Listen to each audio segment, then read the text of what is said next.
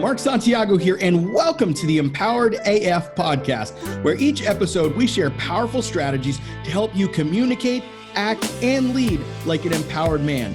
Thanks for joining me.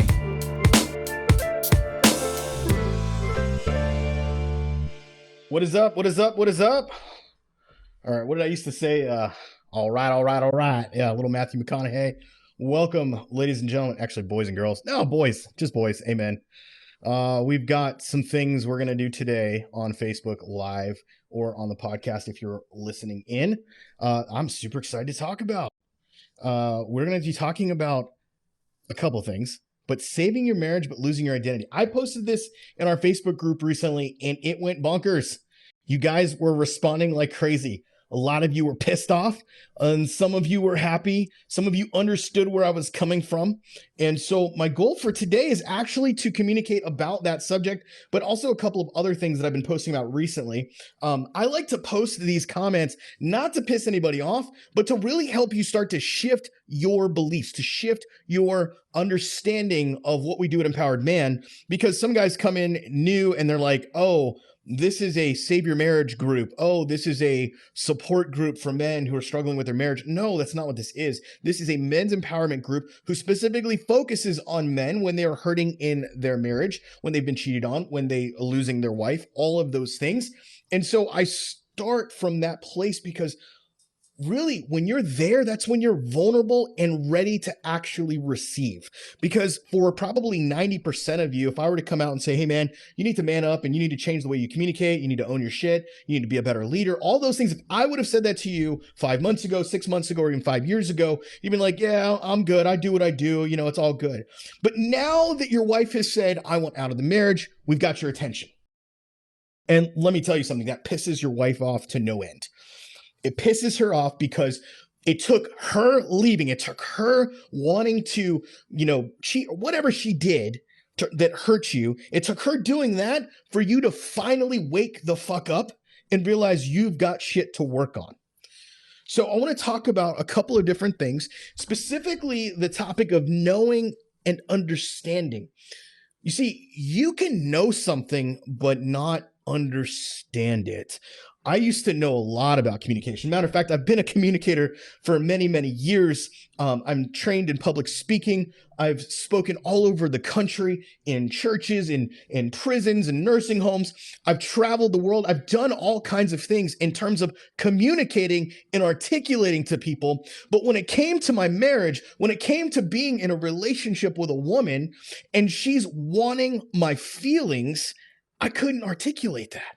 Like, I had no fucking idea how to communicate what I was wanting to say. So I knew communication, but I didn't understand it. There's a gap between knowing and understanding. It's called revelation. Knowing something, having the knowledge of something is nowhere near as impactful as understanding something and becoming that thing. You guys have heard me say many times that, look, at the end of the day, I don't care how much knowledge you have. What matters is that you're becoming the book, that you're becoming what you're reading, that you're becoming the videos you're watching, that you're becoming these things. That's what's important. So the difference between knowing and understanding is a chasm. It's a wide chasm for a lot of you. You come into our group and you're like, oh man, this is great. You start learning about boundaries. You start learning about manipulation. You start learning about these things, but you still lack understanding. And when you lack understanding, nothing will change in your relationship. Nothing will change at home. You will still go off the deep end. You will still react and respond in unhealthy ways. It's no different from a guy in our Thrive program where we teach them how to drop a power triangle. We teach them how to drop a power statement or set the narrative or the story, all these different things we teach them to, training wise, and they get the knowledge of it, but they have to practice it. They have to become it. They have to embody it. And how does that happen? We create an environment where we surround men with other men that are learning the same things. And you go, well, I'm in this free Facebook group. Isn't that the same thing? No, it's not. Because 90%, 95%, probably closer to 98% of the guys in here are still not ready for that level of work. And we know that because we have conversations with you guys all the time. We get on conversations, whether it's on the phone or in Messenger, and we talk to you guys, and a lot of you are just still in this beginning stage of figuring out what you want out of life, what you want out of this relationship. You don't even know why you want to save the marriage. And that's why I'm going to talk about the fact that saving your marriage is probably one of the worst things that you could ever do. And that's controversial. You're like, what the fuck do you mean? What kind of group is this? I'm going to talk about that.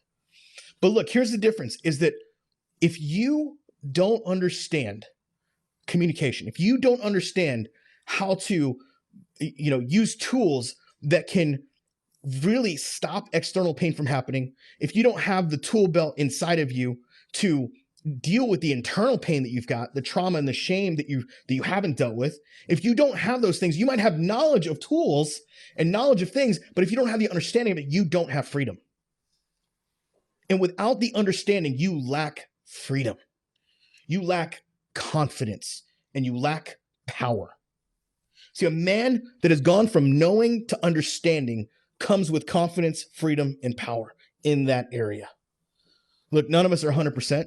There are areas in my life where I have knowledge of things, but I do not have full understanding.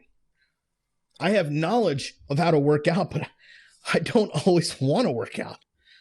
You have knowledge of how to eat right, but you don't always eat right. And that's because you lack understanding.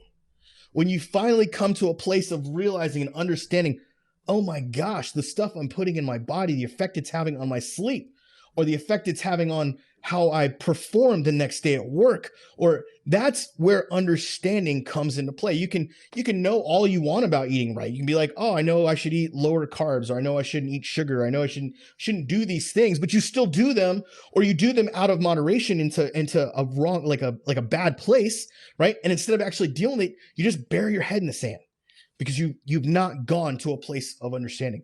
So there's a huge difference between knowing and understanding. The fact of the matter is I talk to guys all the time. They're literally just making it too hard on themselves. 5 minutes before this, I was on another call with a gentleman who is now hopping into our Thrive program. And I was answering some of his questions about the program. And he stopped and he's like, I'm probably just making this too hard on myself. And I said, you damn right are. Like, you're literally making this too hard on yourself. You're overthinking, overanalyzing everything because you're scared. Guys, if you are overthinking and overanalyzing, if your brain won't stop, it's because you are living from a place of fear. And that means you can't make good decisions. Good decisions are not made from a place of fear. Think about the idea of scarcity. Right? What do people do when they lack money, when they lack finances? They get scared. And when they get scared, what do? Some people turn to criminal activity. Some people turn to selling their body. Some people do things that they would never in a million years imagine they would do because they are afraid. And when you're afraid, you have no grounding. You can't move forward. And so you come into like our Facebook group, or you come into listening to my podcast, or you come into my YouTube channel, or whatever, or even you join our 30-day challenge and you're afraid. Our goal is to get you to the place where you're not afraid anymore. For those of you that are afraid of divorce, I'm here to tell you, until you face the fear of divorce, you will continue to do stupid things. You will continue to overcling. You will continue to do shit you shouldn't be doing to your wife. And when you stop overclinging and when you stop saying I love you and you stop doing those things, you'll do the opposite. You'll just be bitter and you'll be like, oh, fuck that bitch. That's what we have guys in here that are just bitter. And I kick them out. And I write comments like, no disparaging remarks about women. I don't care what she's done to you. But I want you to stop hitting the she button. And I want you to start hitting the me button. That's what we do in our program. Anytime a guy starts talking about she did this, she did that, she blah, blah, blah, blah, we start hitting this button. And we go, hey, bro, you're hitting the she button. You need to start hitting the me button. Because the only person that can change anything is me. She might do whatever she wants to do. She might go out and leave you. She might go to counseling. She might take time to herself, whatever. The fact is you are wasting your time if you are not working on you. And I've told many of you before, you go, oh, I'm working on me. I'm like, how are you working on you? I'm reading books. I'm watching videos. I'm going to the gym. Man, those are great things, dude. I'm so glad you're doing those things finally. Finally. But you still have not gotten yourself in an environment, in a community, and have got professionals around you who can coach you to a higher level. Could you imagine if LeBron James said to his coach, hey, coach, I'm going to the gym and man, I'm just gonna be the best athlete next year. I'm just gonna be the best basketball player I can be. And he's like, oh, what are you doing? I'm going to the gym and I'm reading books about basketball. Okay, so you're going to the gym by yourself. No trainer. No trainer. I don't need a trainer. I'm good. I'm just gonna work out by myself, and I'm gonna buy books and I'm gonna watch YouTube videos on how to be a better basketball player. That's what I'm gonna do. Now, could you imagine what that coach would say? Like, dude, LeBron James or anybody, any professional basketball player, it's like, how are you gonna become the best if you're just reading books and watching videos and going to the gym? He's like, you can't be the best basketball player if you are just going to the gym by yourself and watching videos on how to be a better basketball player and reading books on how to be an NBA wizard, dummies for basketball players or whatever. Like, that's not how you become a world-class NBA athlete. No, those guys and every NBA player out there has a personal coach. They have coaches that are for their fitness. They have coaches for their nutrition. They have coaches for their finances. They have coaches for their form.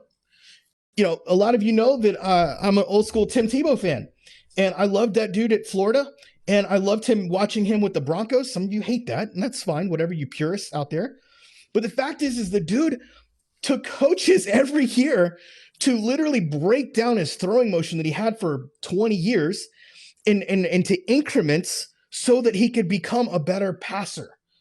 And did it work? He improved his throwing motion a little bit.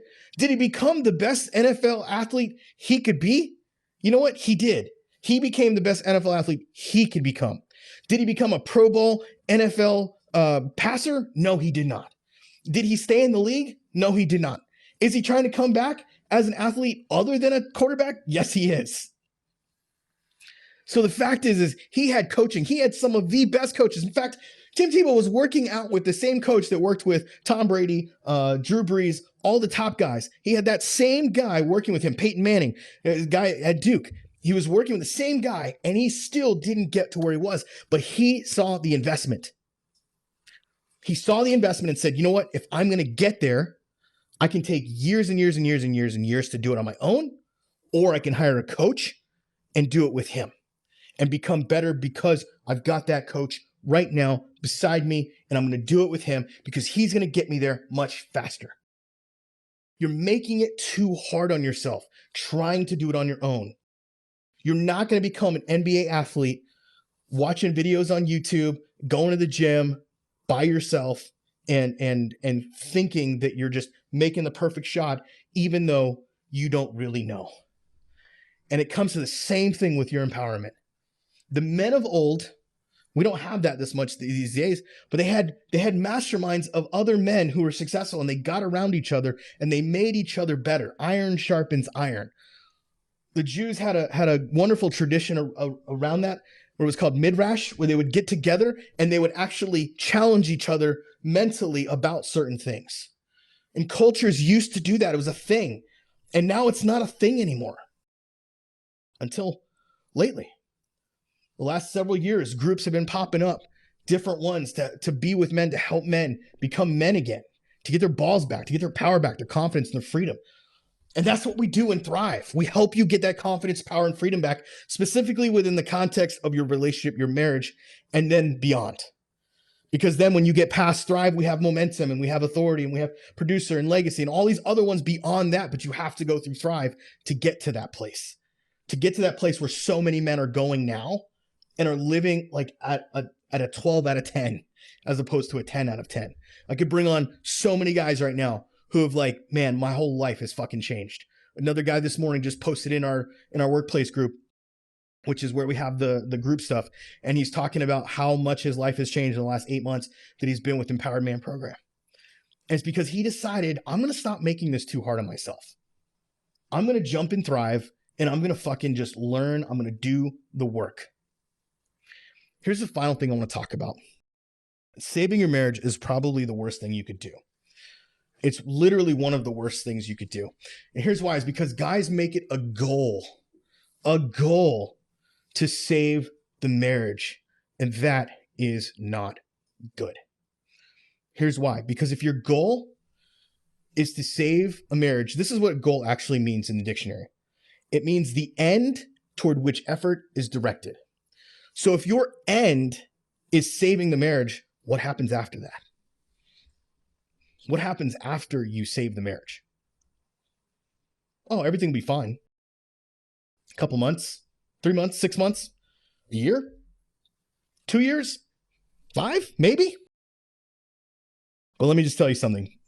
Guys, we are creatures of habit. We will repeat the same dysfunction time in and time again. Until we do the fucking work, we will continue to repeat the same mistakes over and over and over again until the marriage is completely shot and divorce is now on the table and divorce is gone through. And you finally get it at that point. Because we have guys in Thrive that are already divorced. And they're like, you know what? I don't want to repeat the same mistakes. They finally got to the place where they were going to stop making it too hard on themselves. They were going to stop being a pushover. They were going to stop having no boundaries and stop being manipulated, and decided that they were going to put an end to that, and decided it was time to give up on the idea of saving something that's not worth saving. Here's the cold hard facts. When your wife wants out of the marriage, has left the marriage, has cheated in any way, the marriage you had is over. It's over. Guys, I've been through this multiple times personally. My wife cheated on me multiple times. And every time I'd forgive her, I'd bring her back.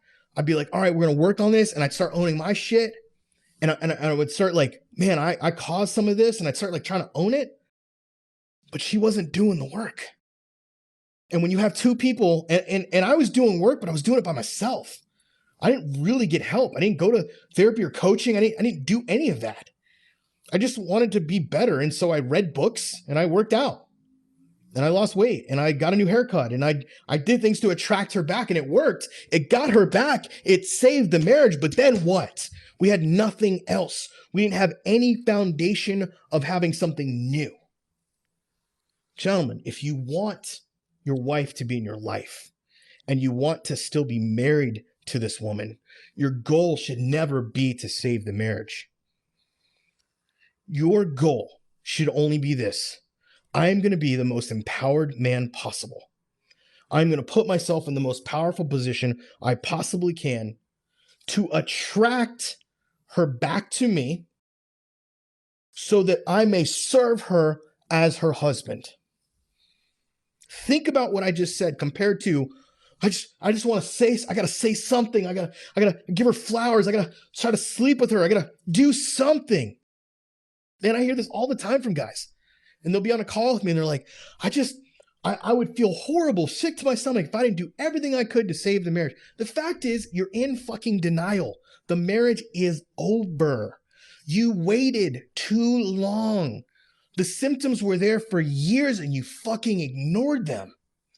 I ignored the symptoms for years. That's why I lived through so many things. Because I was ignoring it. I just kept pushing it under the rug. I'm like, no, this isn't the way it's supposed to be. It's going to be okay. God gave her to me. All these things, the church gets involved, like, Christianity. Those of you in the faith community are super confused. I know, I was there. Super confusing. Because what does the Bible say versus what does man say? What does your pastor say? All this confusion in your head because you have no fucking clarity. You have no idea what you actually want. But here's the facts. If you just strip down everything away, strip it all down to what you actually want, what you want is to feel like a man again. You want your confidence back, you want your power back, and you want your freedom back. And I guarantee you, if you walk in those things and your wife is not attracted to that, you don't want to be married to that person.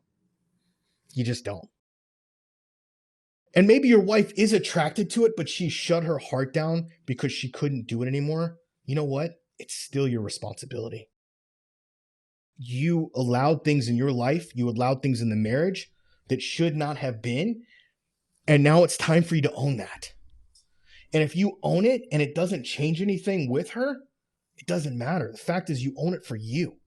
You don't own it for her. That's why I always say, if the changes you're making are about her, it's not going to work. That's why you look at it and you go, the changes have to be for you. If you're making changes for you, it doesn't matter if she sees them. It doesn't matter if she notices them. She's either going to be magnetized to it, she's going to be repelled by it. That's what you want to create. It's no different from the marketing I do. I want the right guys in our community who actually give a fuck about women, who care about women, who care about their life, who care about their kids. They also care about living at a high level and raising their necessity and not just settling for garbage, who are achievers in life, who want what's best in life. You don't have to be rich. You don't have to be wealthy, but just guys who aren't just settling for the status quo, who don't just want to wake up every day, scratch their nuts and watch football, who actually want to achieve and accomplish something in life to give back to this world, who actually want to change this world for better. Those are the guys we work with. Those are the guys who crush it in our program, in our Thrive program specifically. And then everyone else, we can't serve them. We just can't. Yeah, we have information. You can buy information. You can buy our courses or whatever. But the guys we work with at a high level, the ones who say, you know what, man, I've got to stop trying to save this thing anymore, and I'm going to work on me. And I'm like, now I got you. And we'll have guys come into Thrive, and they'll tell us that. And then like 3 weeks later, they're like, okay, I get it. They went from the knowledge of it to understanding. Oh, you see how this happens now. See, some of you have the knowledge that you need to work on you. You have the knowledge of what you should be doing, and you do some of it. And no one's here to say, oh, you're just screwing it up and you're doing a bad job and you need me. No, not everyone needs us, and that's fine. But a good portion do. And there's nothing wrong with admitting that. In fact, I would say every man should go through our Thrive program if they could. And I wish they could, because, man, the transformation we see in there is ridiculous. It blows my mind when I go through our communities and I look at what guys are experiencing that have never experienced this kind of freedom, that have never experienced this kind of confidence, that have never experienced this kind of power in their life. And I'm talking the things like about their jobs. We got this one guy who working in the hospitality industry, and he barely made enough money, had to borrow money to get into the program. And 2-3 months into the program, he finally was like, just had gotten so much breakthrough. He went and got a raise and was like, man, I see more value in myself than I ever have before. And now I can actually afford the program from that place of strength, not from a place of weakness.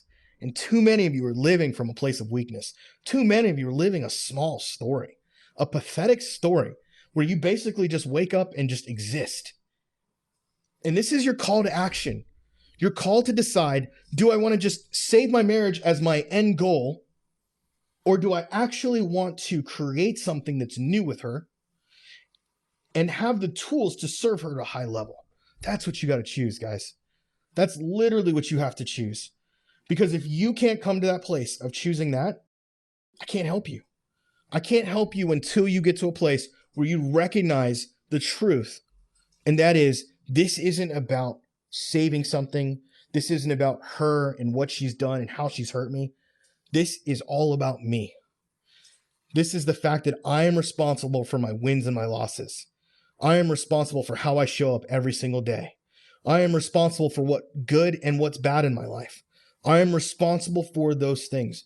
That's one of the mantras we teach you in our Thrive program, is to be responsible for your stuff. Not everything's your fault, but it's definitely your responsibility. Your marriage, whether it failed or not, is not necessarily your fault. It's your responsibility. How you show up with your kids now. You forget. So many guys forget. They're so wrapped up in the hurt of their ego about their wife. They lose sight of the fact that their kids need a dad to show up holy. 100%.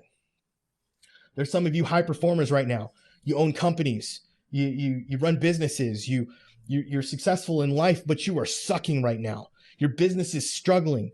Your everything now is going downhill because you're allowing this destruction of the ego to question your identity of who you even really are. And you can't even fathom, you can't even like come to work in full presence. You're burying yourself in work too much, or you're not even able to show up. And those of you that you're trying so hard and you're just going to get frustrated, you're going to get burned out. Guys, you need to come from a place of peace and strength. Peace and strength is what we're offering to you in our Thrive program. Other men to come around you, to be a part of your life, to call you up and out. Not to shame you, but to call you up and out because we love you, because we care about you. You say, well, how could you love me? You don't know me. I don't have to know you. Love is a choice. We choose to love every man that comes in. We call every man brother because he is. He's a brother at arms. He's a brother with us. You come into Empowered Man, you're part of the clan. You're part of the family. Family is what strengthens you. And maybe you've got a good family, maybe you don't.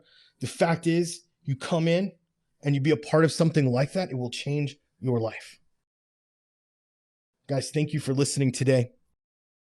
Saving your marriage is probably the worst thing you could do, but becoming an empowered man is the best thing you could do so that you might have a new marriage. Hey, this is Mark Santiago, CEO and founder of Empowered Man. I want to thank you for listening to today's podcast. However, before you go, I want to give you a special invitation. Now listen, we've got a program that is designed specifically for men who are hurting right now, who are on the verge potentially of divorce, who are facing potential separation or already separated, and they don't know what to do. They don't know where to turn. They're dealing with anxiety. They're dealing with cheating. They're dealing with all kinds of shit. If that's you, I want to challenge you to take the Empowered Man 30-Day Challenge. That's right, the Empowered Man 30-Day Challenge. You can go to emchallenge.com right now and sign up for the 30-Day Challenge. Here's why I think you should do that. If you're hurting, you need to understand why you're hurting. You need to understand what is actually going on. In week 1 of the challenge, we are going to actually rip off that Band-Aid a little bit and coach you through that process. And then we continue to do that process all the way to the point where you start to make decisions that are empowered instead of disempowered. I don't know about you, but I would much, much, much rather make decisions from a place of strength than a place of weakness. So if you're facing decisions, if you're facing this anxiety, what do I do? How do I respond? When my wife is being toxic, I don't know what to do. My wife is cheating on me. I don't know what to do. My wife doesn't love me. I don't know what to do. We are going to help you find those answers within. Now, look, this 30-day challenge is probably unlike any other you've been a part of. Why? Because not only do we have daily assignments happening in the program every single day, but you also get live group coaching calls. I said live group coaching calls with myself and my lead coach. That's right. I am a part of this. It's not just some other people doing it. I am there live with you every single week call that we are on. Third part of that is you're going to have a community of other guys that are going through exactly what you are going through.